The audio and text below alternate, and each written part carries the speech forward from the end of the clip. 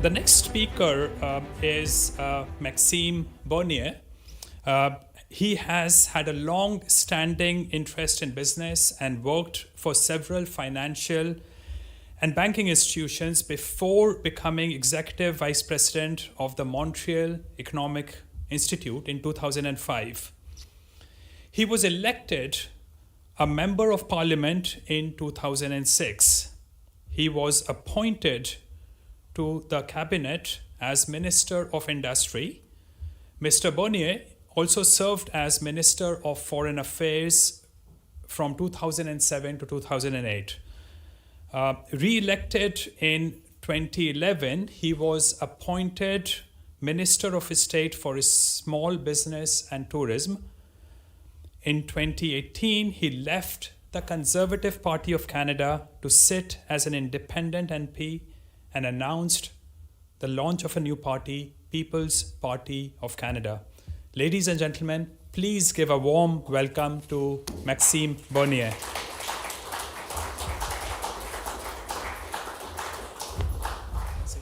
Thank you very much. You have a full hour.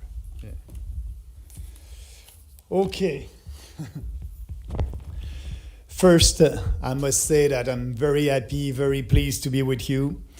And I want to thank Jean for that invitation. And before starting, I want to add a little bit more and following Jeff about language and what he said. That was very interesting. As you know, I'm a Francophone and I speak English with an accent, but I believe that I'm able to communicate my ideas. And I want to let you know, in politics, yes, language is everything.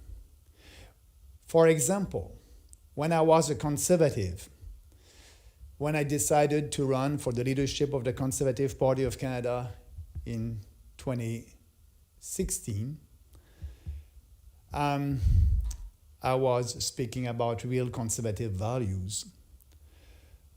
And I tried to work with the establishment of the Conservative Party of Canada after the leadership. I didn't win with 49% of the vote. And I worked with Andrew Scheer for 15 months after that leadership contest.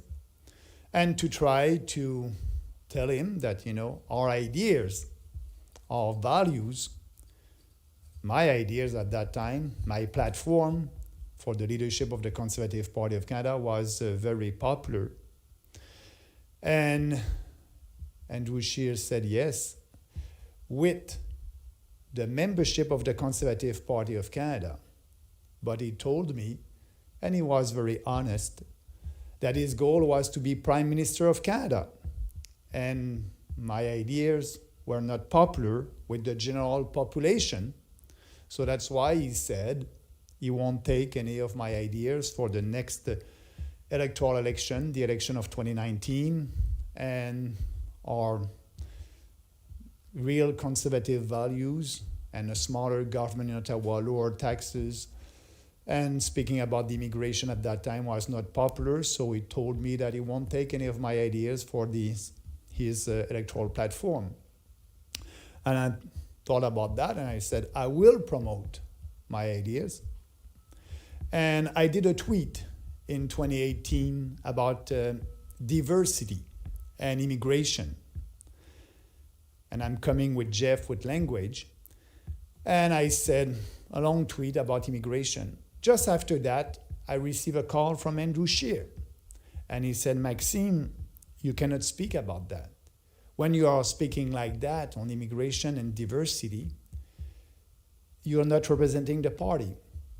And if you want to stay with us, next time that you have an idea and you want to do a controversial tweet, just send that to our PR department and we'll tell you which word to use.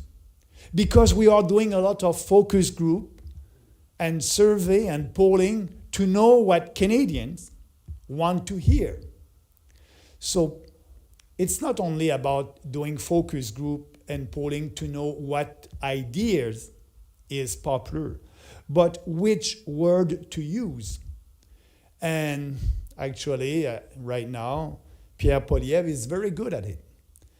And speaking about, big slogan, very easy to understand, and they're spending a lot of money using the right word and being able to express their point of view in a kind of a slogan. And that's why during COVID-19, I did a lot of rallies across the country, and I said, you must use your words as your weapons. And that's the beginning of a revolution.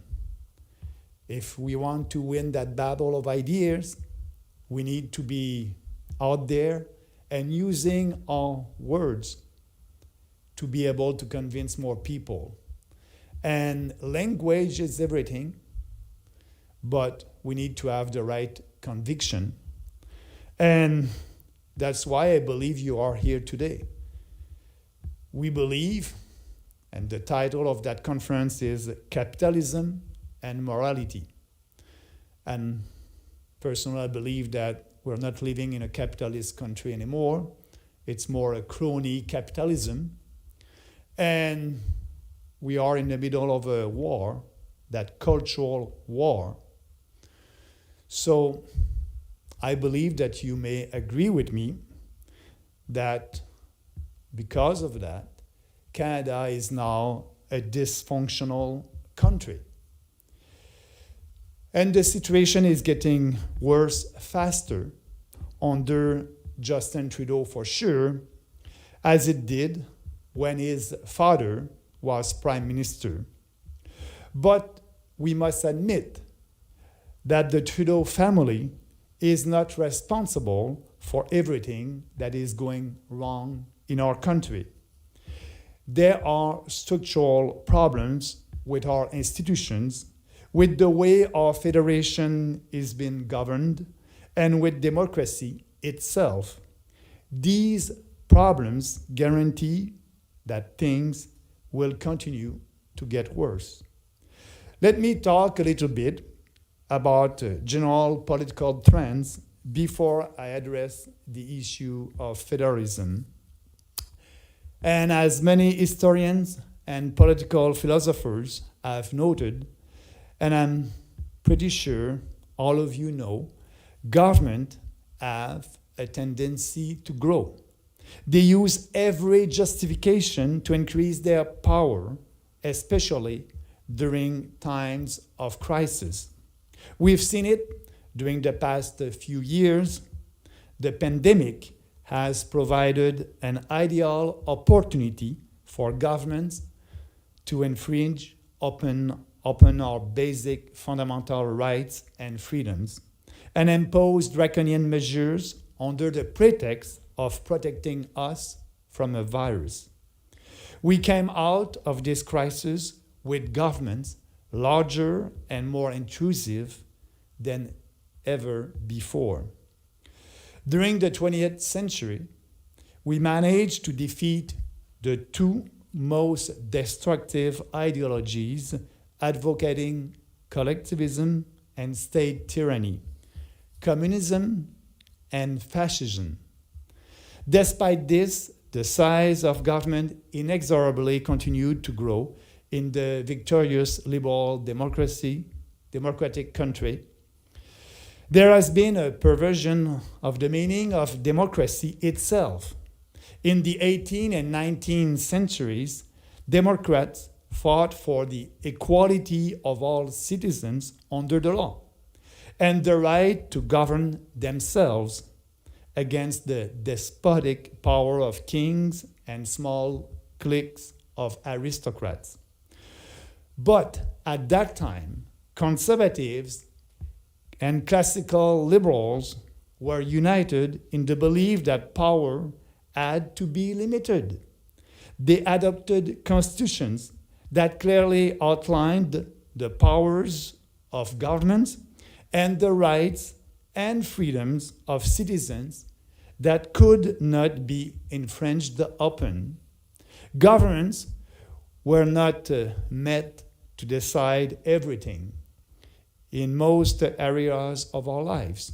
We were supposed to be free and responsible.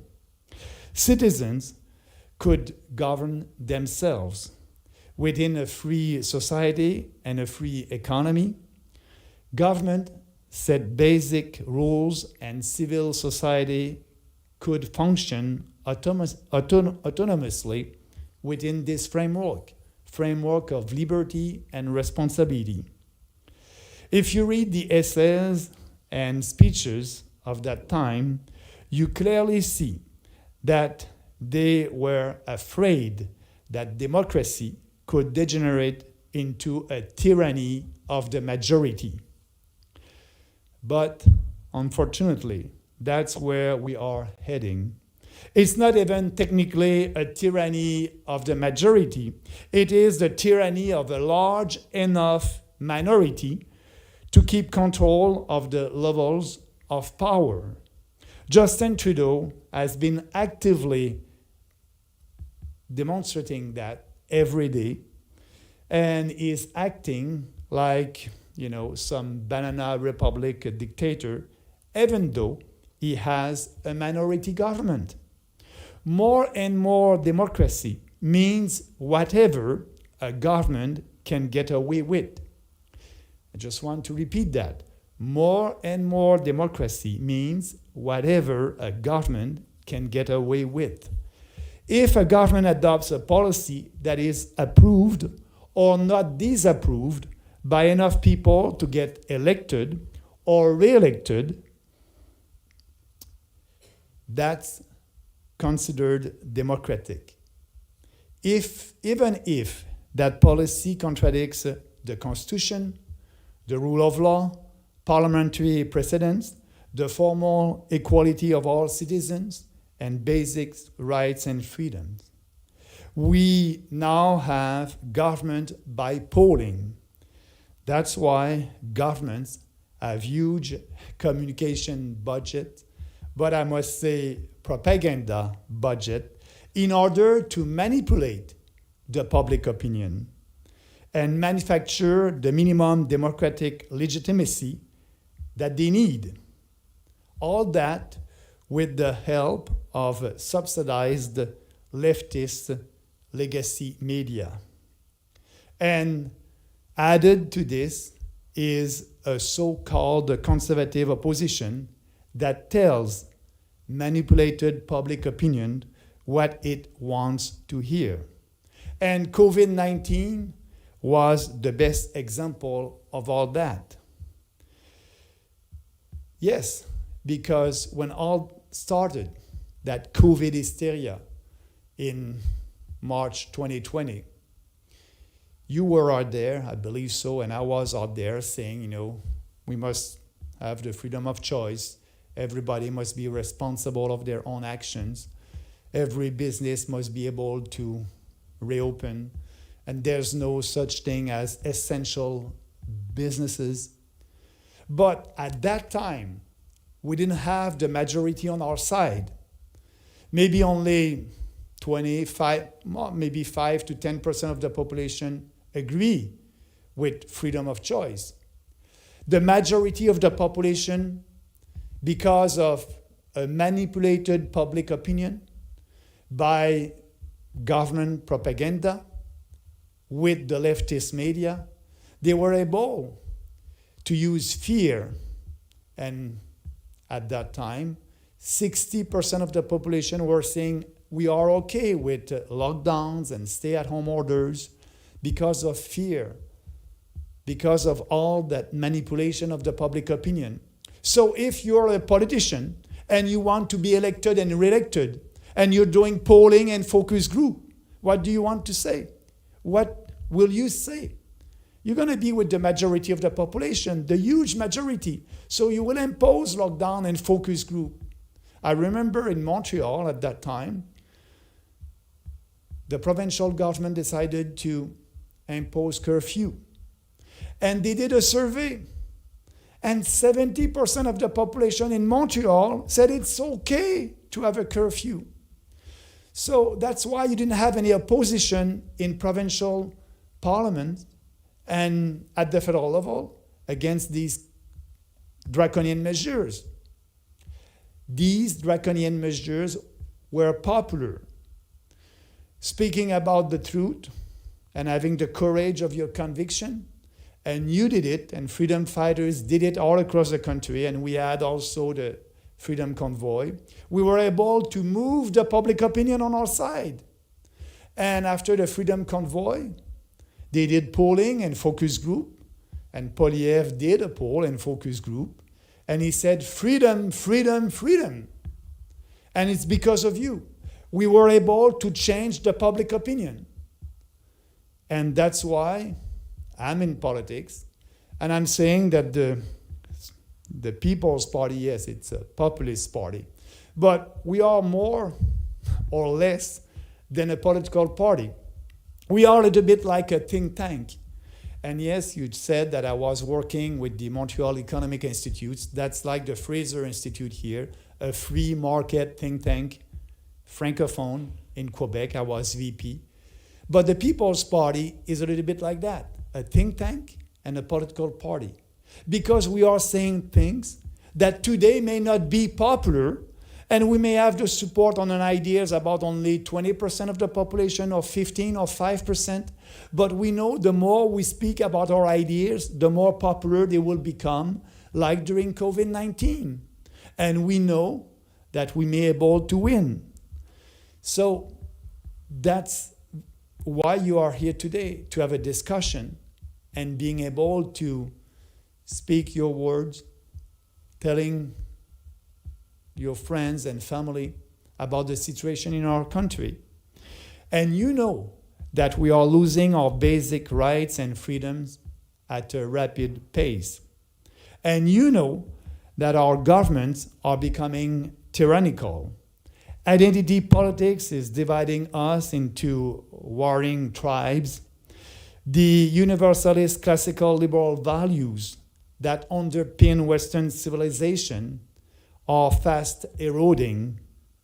I believe that confronting these trends is the biggest challenge of our time. And I believe that's the role of the People's Party. I'm here today, yes, to discuss federalism in Canada and not these fundamental issues, but I don't think we can understand our national unity problems unless we put them in this larger perspective about democracy, capitalism, morality, cultural war. In a federation, the growth of government means the growth of all levels of government. And we've had that in Canada, of course. Provincial governments are bigger and more interventionist than ever. But it also means increasing centralization in the national government, regardless of what the Constitution says about the division of powers. The objective of the 1867 Act, the objective of our Constitution, was not to subordinate a provincial government to a central authority, but rather to have sovereign provinces with the limits of their powers, dealing with local matters that directly affected citizens, and a sovereign federal government within the limit of its own powers, dealing with matters of national interest. But Ottawa took on more responsibilities throughout the 20th century, like every other developed country. But until the 1970s, we still had a relatively modest government, just like the United States. The centralization trend accelerated under, yes, Pierre Trudeau. The 1970s and early 1980s were the era of big deficit and growing debt, the era of increased federal intervention in healthcare and education, that is, provincial jurisdictions. the era of the National Energy Program, the era of centralization and nationalization. It was also the era when separatism became mainstream in both Quebec and Alberta. The Parti québécois in Quebec became Quebec's official opposition in 1976 and held its first referendum on secession in 1980. And Albertans first elected a separatist in a provincial election in 1982. In a large and diverse federation like Canada, the fastest way to breed resentment and disunity is to have a big central government intervening in provincial affairs, being perceived as favoring the interests of some regions against those of others, or unfairly redistributing wealth from some regions to others. These structural problems are present in all federal unions. The European mega-state has become a bureaucratic mammoth that regulates everything in a totally undemocratic fashion.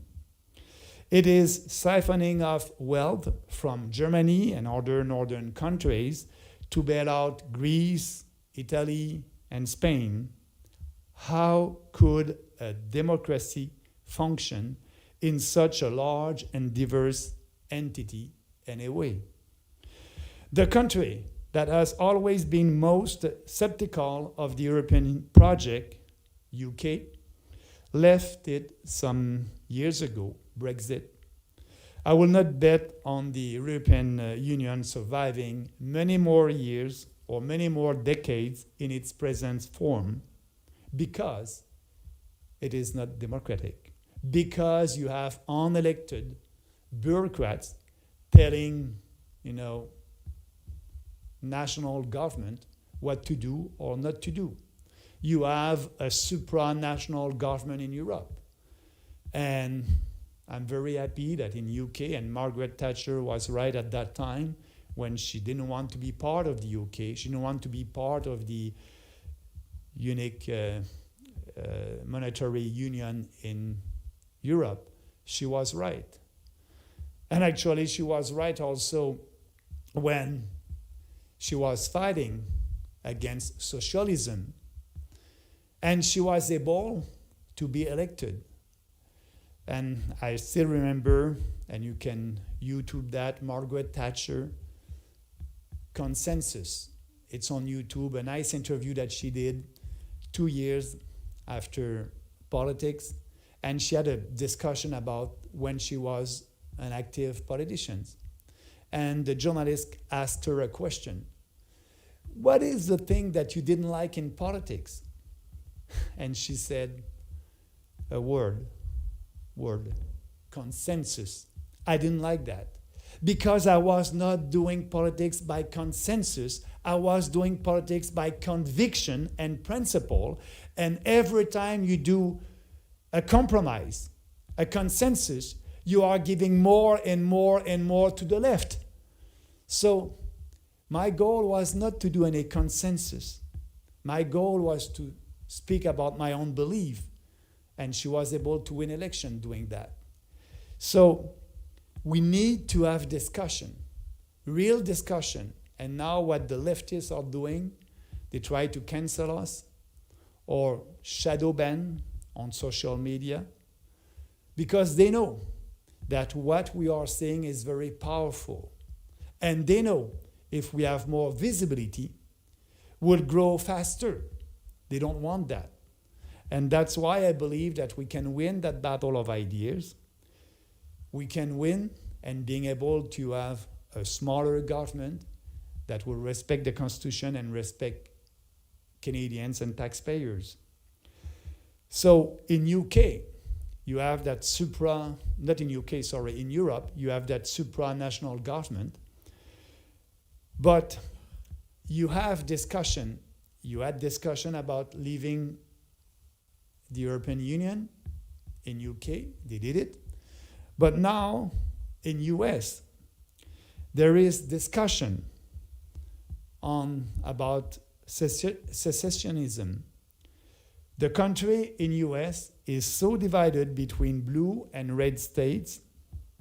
There is such polarization between the right and the left that some say it would be better if it split into at least two countries. They have that discussion because of a government that is interfering in state powers, interfering in day-to-day lives of Americans. And there too, Washington has for decades been growing and intervening more and more in people's life, despite what the Constitution, despite what the American Constitution says. Not only is Washington getting bigger, but power is increasingly concentrated in the office of the president. What we have in Ottawa, Washington, Brussels are not federal governments, they are imperial governments. We don't have true federalism anymore with clear division of powers. We have now imperial federalism. So as a conservative or classical liberals or libertarians, we have several problems to solve or tendencies to counter. Governments that keep growing, a democracy that degenerates into the tyranny of the majority or of a large controlling minority, and finally, a federal government that centralizes power. I know that many of you are thinking that tyrannical majority or controlling minority is the large population centers of Quebec and Ontario, the Montreal, Ottawa, Toronto axis that is big enough to elect and control federal governments, the Laurentian elites. Because our population is unevenly distributed across the country and concentrated in this area, Quebec and Ontario, a federal government mostly needs to appeal to the voters there and ignore the other regions of the country where it has little support. I think that's a good description of the Liberal Party strategy and the fake Conservative Party of Canada strategy to appeal to central Canada, and they're taking your vote for granted. This uneven distribution of population and its consequences on federal politics is a problem that exists in all federation. The solution is to radically downsize Ottawa. Most of what's wrong in this country, in our country, originates from Ottawa.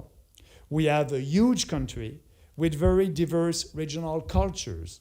The culture in my own province in Quebec is very different than the culture here in BC. The culture in Alberta is very different of the culture in Newfoundland. So that's why we need to have a smaller government in Ottawa that will respect the Constitution, and with that, you'll have a radical decentralization. Instead of having one-size-fits-all policies imposed by Ottawa, we should have autonomous provincial governments that answer the needs and wishes of their citizens. Ottawa should only take care of national and international issues on which we have common interest. The rest should be left to the provinces. This means all federal intrusions in provincial jurisdiction, such as healthcare, daycare, education, housing, local infrastructures, should end. Ottawa should transfer tax points instead of conditional grants for healthcare, so that provinces are financially autonomous and don't depend on Ottawa anymore. Having Ottawa transfer money and impose conditions has been for decades the preferred way of the Ottawa elites to centralize powers. And unfortunately, provinces almost always fall into the trap and take the money. It's happening again right now with daycare and dental care that the Trudeau government is pushing. We should allow all provinces to take over the management of programs such as provincial police, pension, manpower, training, or immigration selection, like Quebec did. Provinces must be responsible for the success and, yes, failures of their own policies. And of course, we should reduce and reform the equalization program to put an end to the culture of dependency and encourage provinces to adopt policies that favor economic growth. By the way, that radical decentralization was a major reform of our federation proposed by the Reform Party in 1990s. I'm saying to people, if you look at our platform as a political party, 90% of our platform is coming from the Reform Party. The Reform Party of Preston Manning was a real populist party, and they were not afraid to speak about the real solution to have a government in Ottawa that will respect our Constitution. And they wanted a radical decentralization. So, what are our options to vote for at the federal level? If we want change from the disastrous Trudeau regime. I know I was at the break with you and somebody asked me, we must get rid of Trudeau as soon as possible. I agree with that. But first of all, you can vote for the fake conservatives. I'm sorry to disappoint you, but as much as you may want to get rid of Trudeau, voting for the Conservative Party of Canada will change absolutely nothing. I know that. I was part of them. I know them. I was a Conservative minister for 6 years. The Conservative don't want to solve Canada's structural problems. They don't even acknowledge that they exist. They have nothing to say about our Imperial Federal regime or our defective democracy. They have nothing to say about the centralization of power in Ottawa. They have nothing to say about the unfair equalization formula. They have nothing to say about the climate supposedly emergency or the climate hysteria. They have nothing to say about mass immigration. They have nothing to say about the radical gender ideology. They don't want to participate in the cultural war. They don't want any real solution for our problems of today. And there is very little substantive difference between them and the Liberals, even under Pierre Poilievre. They've accepted the current rules of the game, and they've reconciled themselves with the dominant ideological trends. All they want is power. I told you that in the beginning. They're doing politics by polling and focus group. And that's why you don't know Pierre Poilievre's electoral platform now. Because Pierre Poilievre doesn't know what he will believe in a couple of months. Because he will need to do focus group and polling and survey just before the general election, and the next general election must be only in 2025. So he will be able to tell you at that time what you want to hear. So they don't acknowledge that we have a structural problem in our country with the way that they govern in Ottawa. So, and for Poilievre to be in government, that's a fact. He will need to have the support of people in Ontario, in the GTA. And he will need to have the support of more Quebecers in Montreal. And that's why he's going to the left. You may say, Maxime, Poilievre may be able to have a majority and everything would be nice. But I was elected as a conservative in 2006. We had a minority government at that time. In 2008, a minority government. And up in 2011, Harper was able to have a majority. So I said, oh, that's great. We'll have a real conservative reform, privatization, smaller government, ending deficit. That's our time. We have the majority. We can do it. But no. Because Harper wanted to be reelected and having a majority. And he was doing polling and focus group in big liberal cities. And that was not popular to speak about conservative values. But when the conservatives are not speaking about conservative values, what they're doing, they're giving credibility to the leftist narrative. They're giving credibility to the left. They don't want to argue. They don't want. And because we are living in a socialist era here in Canada and in other countries, it's not popular to speak about real conservative values or Western civilization values. You know, saying that there's only two sexes. You know, Poilievre cannot say that.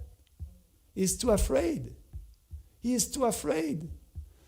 But yeah, and I agree with, I don't know who said that, speaking about gender. I won't speak about gender. There's only two sexes and that's it. But, you know, when I decided to jump into politics in 2006 after being in the private sector, in the financial sector, I was there and decided to do there for my big libertarian, you know, philosophy. I wanted a small government, more freedom, no more subsidies to businesses, no more crony capitalism. Man, that was nothing about cultural war. And now, you know, saying something that there's only two sexes can put you in a bad position with the mainstream media. I'm saying the mainstream media. Sorry about that. They're not mainstream anymore. The legacy media. You know, I believe that, you know, social media and other independent media are more mainstream than the legacy media. But that's the way. That's the cultural war that we must do. And that's why when we created the People's Party of Canada, we said we believe in 4 principles: individual freedom, personal responsibility, respect, and fairness. And all our policies are in line with these principles. And, you know, our electoral platform is always the same. So it's so great. I don't have to lie or doing something. No, this is the platform. What I said in 2019, I said the same thing in 2021, and that will be the same thing in 2025 until we win that battle of ideas. We don't do any polling and focus group. We don't care. We believe that we have the best solution for this country, and we are speaking about our platform openly with passion and conviction because we believe that you are adult citizens, intelligent citizens. So we believe that the more we speak about what we believe, the more support we will have. Because also the other negative impact of that is that you have to go and do your homework. You have to go on our website and read our platform. So it's not about slogan, it's about ideas. So you have to make an effort. And that's why this party is growing slowly, but we will. So that's the way that we are doing politics. And, you know, it's not a question of, left or right anymore. I believe so. It's a question of, good and evil. And we must be there, and you are there. And I want to thank you for being yourself and being out there and speaking about what you believe. And I know that it can be tough, but step by step, we are and we will win that battle of ideas. So I want to end with the decentralization is the solution, because this country is so different. Quebec, Ontario, Alberta, we cannot have one rule for everybody. And actually, I understand why there's a kind of a separatist movement in Western Canada. You're fed up. But Poilievre won't address that. He won't speak about what is happening here in Western Canada, that you want more decentralization, because for him, he's having the support of Western Canadians, and he needs more support in Eastern Canada. But we have to start somewhere to do that ideological revolution, because it's all about that. It's an ideological revolution. And I believe that a small and dynamic and rising minority can raise issues and force others to debate. We did that during COVID-19, and we won the debate. It took us 2 years, but we did.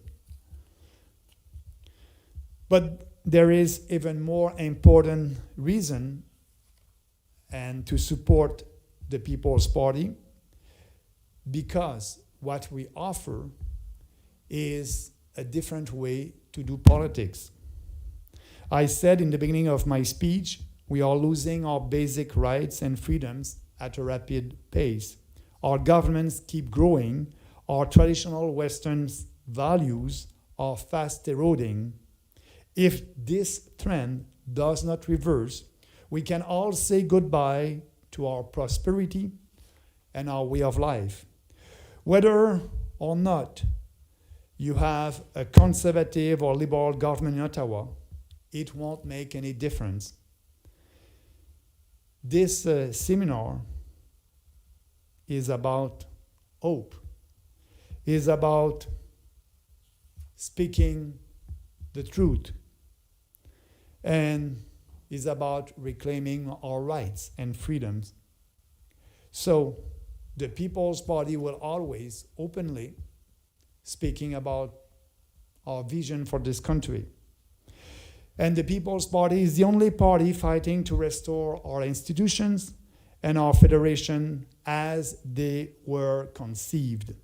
The only party fighting for true conservative values or classical liberals values. Everybody else is moving left or far left, including the Conservative Party. All the other national political parties want to drive us into a wall at different speeds. I want to stop the car and change direction. And I want to do that with you. And I want to thank you for giving me that time to be part of that seminar. Thank you very much. Merci.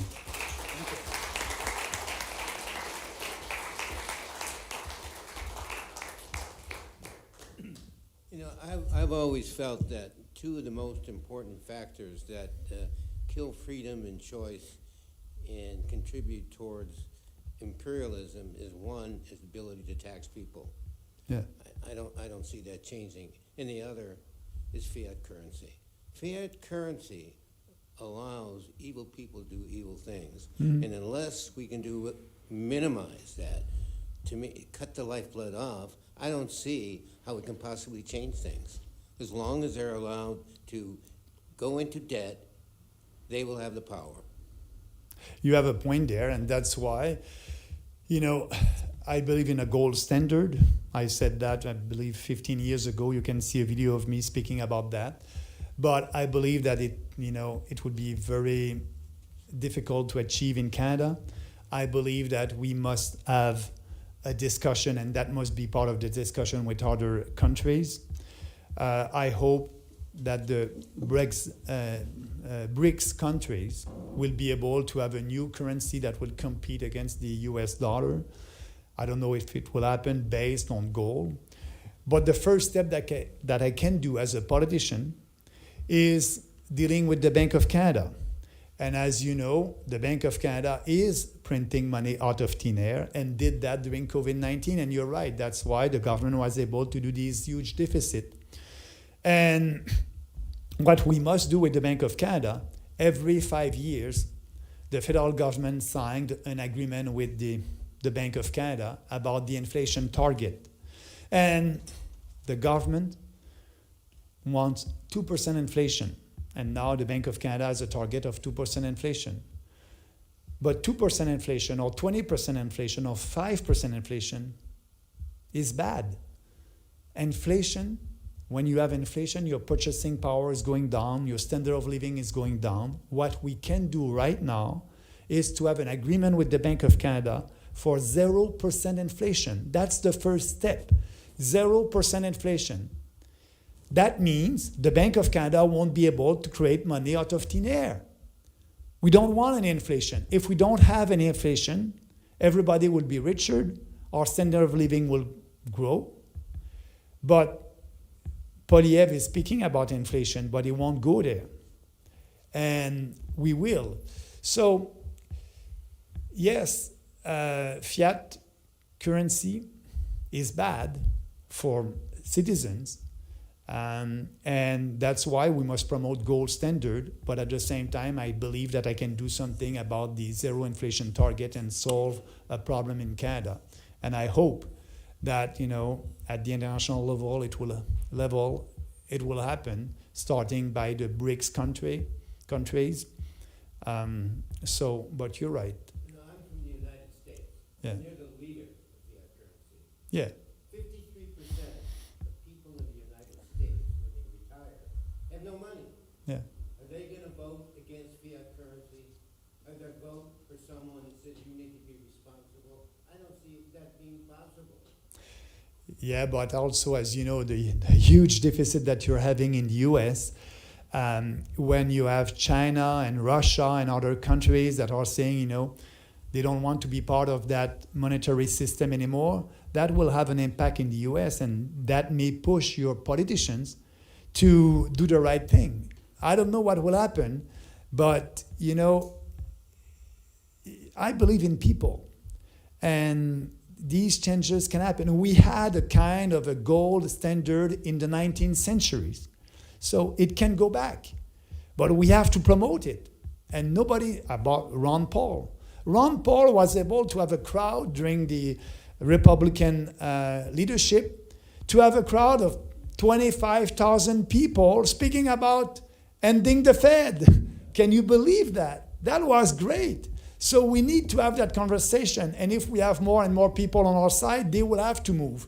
It's all a question. But if you want to know what a politician will do, they will look at the poll and the focus group at that time and tell you what you want to hear. If you are able to change that, like Ron Paul tried to do in the US, and we have more people on our side, these politicians, they will want to be elected and re-elected, and they will have to act. So what I'm telling you, don't trust the politician. Do that job yourself. I am fighting the fight. 95% of my friends, I don't have friends anymore, right? Do not, because they're educated people, understand even what the function of the Fed does. Yeah. And if you try to explain it, you're going to get cold eyes, and what can I do about it? They don't even understand what the Fed does. Nice. They don't understand it in monetary, because that's beyond their belief and understanding. Yeah, yeah, it's very hard. Same thing like me when I'm speaking about fiat currency in Canada. The mainstream media, in the beginning, they were covering me because they were saying, Bernier is crazy, that guy.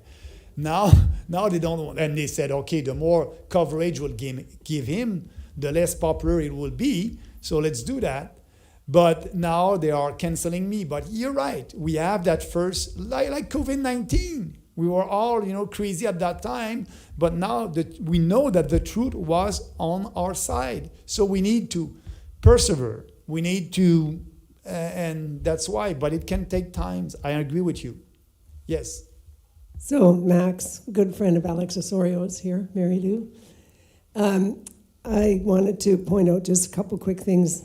The first is David Nolan back in the 70s, 80s, designed the political spectrum differently with the world's smallest political quiz. Left, right, libertarian, authoritarian. Yeah.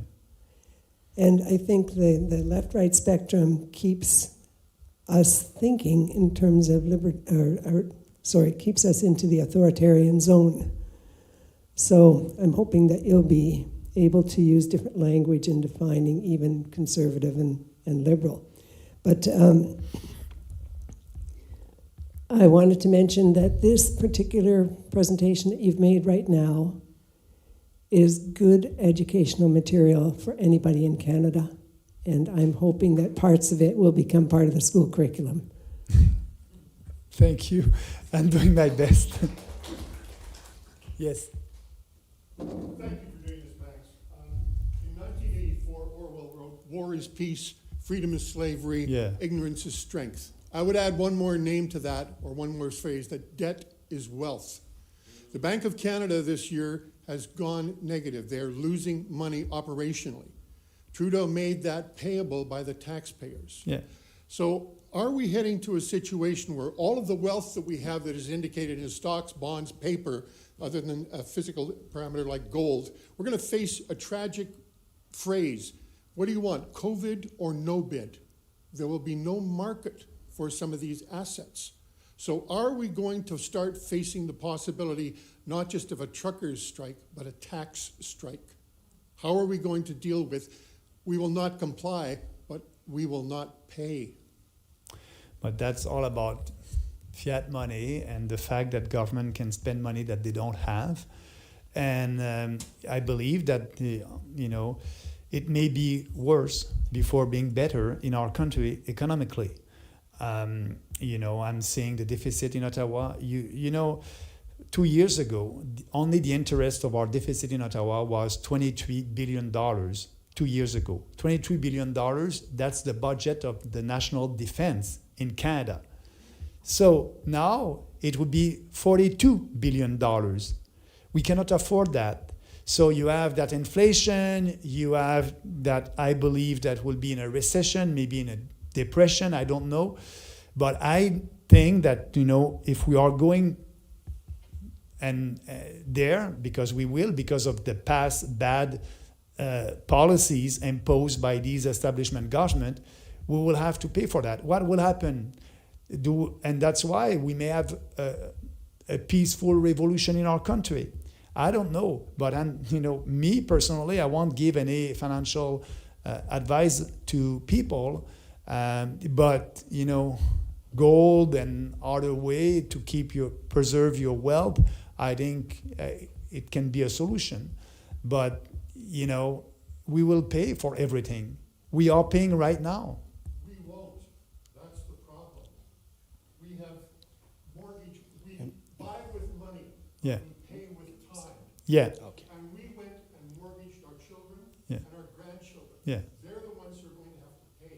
We have become financial pedophiles. Yeah. But when you're saying that, that it will be our children and grandchildren that will pay, it is true and it is not true also, because we are paying right now with the inflation tax. We are paying right now with the inflation tax. What happened after the Second World War in the 1940s? We had 10 years of inflation because of all the debt from the war. So we had 10 years of inflation, and I believe that we'll have, it's starting right now. We may have a decade of inflation from 8% to 2%, go back to 3%. We'll have that's the only way to pay for these huge deficits. So we are paying right now, plus also our children and grandchildren. We are in a bad situation, yes. Yes, here. So we are seeing today in Argentina coming a anarcho-capitalist populism. So it's become very popular, the anarcho-capitalism. And it will become even more if he's elected, and if he's elected, even if he does not accomplish everything he wants to do, he will do great for Argentina. And this will spark anarcho-capitalism around the world. So don't you think, I see you kind of still trying not to be radical. So you're saying maybe gold standard. Well, if you're speaking to the left, I'm a radical. Yeah, no, I'm an anarcho-capitalist. So to me, you're still like bending to the establishment because you're saying I couldn't establish a gold standard or ending the central bank here, the Bank of Canada. So you'll never be liked by the establishment, never, even bending for them, never. So don't you think it's time for PPC and you to be more radical and establish the point, the real solution for Canada and the whole world, which is freedom, as the main point. So being more for what is right than what can be accomplished. If you establish that position, maybe this spark, when this anarcho-capitalist revolution spreads around the world, you'll be there established as the guy, and you could be the Millet from Canada. You're saying, speaking more about what is right, I believe that this is the mission of the People's Party. In 2019, I was a racist because I was speaking about ending mass immigration. And now I believe that the mainstream media won't be able to say that. So when you're saying being radical, I believe that, I'm radical. I'm ready to have these debates when it's not popular to speak about something. And usually as a politician, you want to please everybody. I want everybody to love me, I like that. But no, that's politicians. I prefer to tell you the truth right now, and maybe you won't vote for me. So being radical, maybe, on the Bank of Canada and fiat money, I did a video about that for a gold standard. That's the solution. Ending the Bank of Canada, end the Fed or end the Bank of Canada. Yes, you're right. It's not part of our political platform. The first step for us is that zero inflation target. But I'm saying publicly that that's not a free market when you have a bureaucrat dictating the price of money. That's not free markets. So I can say that. I'm saying that the best thing would be not to have a central bank. We had a central bank in Canada, started in 1934 or 35. I think it's 34. We didn't have any central bank before. So yes, we may be able to have a society in Canada without a central bank. I'm speaking about that. And I agree, the best solution is ending the fiat currency, and to do that, it's not having a central banker, bureaucrats in Ottawa, who thinks that he knows better than us and the civil society. Maybe the last one, yeah? Mr. Bernier, on China. Yeah. In the media, in 2016, it was quoted that you said China gives it has less government and more freedom compared to Canada. And you also said that because Chinese government gives freedom to their own people. So did you say that? And yeah, would you say the same now? Yeah, I like the question because you said in the beginning of that question, from the mainstream media, reading the media. So the media were wrong. What I said China was able to develop a middle class because of more economic freedom. So I said China is more free right now than it was 100 years ago. So that was what I said about China. I didn't say that China is freer than Canada. But yes, the mainstream media, they wanted to discredit me and said that. So in China right now, you have more freedom than you had 100 years ago. And so when you have less government, more freedom, you have more economic freedom. And what is the position on China for our political party? I believe in the sovereignty of our country, and I believe that, I think the Chinese government, if you compare that with the Russian government, they have more influence in our political life here. So yes, we must have a national discussion about the impact of China in our democracy. And I believe that we must have politicians in Ottawa who are serious about that. You know, you have Chinese police station in Montreal, and it's unconstitutional, it's illegal. We must end that. We had politicians that, you know, had money from the Chinese Communist Party for their campaign. It's against our legislation here. So there are some Americans here in the crowd. So if you want to give money for me or to help me, you won't be able to do that.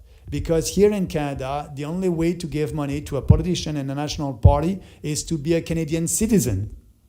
And you don't have the right to give from a corporation or union. It's only the individual citizens who can donate, individual Canadian citizens who can donate to a political party. So that's the reality about China, what I said in 2016 during the conservative leadership contest. Thank you for asking. Maxime, you talked a lot about the culture war and conservative values. What is your plan for the culture war, and is it really possible to return to what we had before? Absolutely, yes it is. Everything is possible. If you believe in yourself, everything is possible. So I believe so. Actually, you may ask me, what would be the success of the People's Party of Canada? Because maybe at the next election, I won't be Prime Minister. Maybe I won't be the leader of the opposition. Maybe I won't be elected. But we will be there and speak about our values. And yes, when our policies will become more popular, you know what will happen? Poilievre will run on it. Poilievre will steal our ideas. And because he will do polling and focus group like he did with COVID-19, he spoke about freedom when it was popular. I spoke about freedom and freedom of choice when it was not popular in 2020. So what will happen about, I don't know, maybe the cultural war and saying that there's only two sexes? When it will be popular, Poilievre will have the courage to say that. And at that time, you know, I'll say to Canadians, you have the choice between the original or the copy. And I believe that people would choose the original. So thank you, everyone. Way to go. Oh, one more thing. Just on the closing of language, I find that back in, Mary Lou was discussing the spectrum and how it's moving constantly, and it is. I think it's time to stop calling these people leftists, because they're so extreme now. You're right. And usually I'm using radical left. I didn't use that today, but yeah. Well, and you know what? And I think they're not even radical left anymore. I mean, they're so far beyond that. I mean, I love what was the term that she used earlier? It was wokeistas. The wokeistas. But anyway, that was kind of like my thing. But if because we seem to all adapt to their language, we're going to circle back and we're going to do all this crap. I mean, I go out of my way to not use terms like that. So I please encourage everyone to stop doing it and stop talking like a leftist. Don't speak about gender, speak about sexes. Yeah. Right. Mr. Bernier, thank you very much. I want to thank you. Thank you, everybody. Have a nice day. Thanks.